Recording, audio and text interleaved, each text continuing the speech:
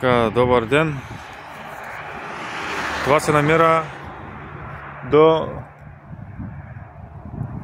на езерния път между Тополи и Езерово до тези фабрики нагоре. Мисля, че беше фабриката за филтри на цигари или за цигари, не мога да сетя. Малко сметище, не знам дали сте го заснели. Там нагоре има още. Да се снимам. Значи това е изхвърляно от сервизи. Гледам, повечето са такива части за автомобили, седалки, брони, резервоари. Това е, което мога да покажа. И то продължава доста, може би около 200 метра.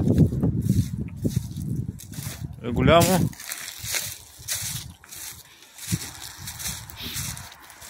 Ето го.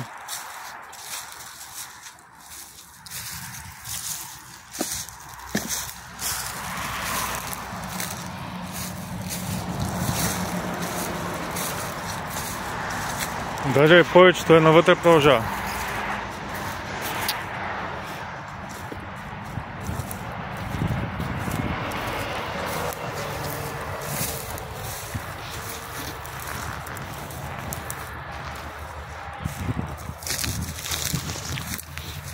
Аз пък взех, че спрях. Тук уж само залних накрая, ама то навътре още продължава. Така.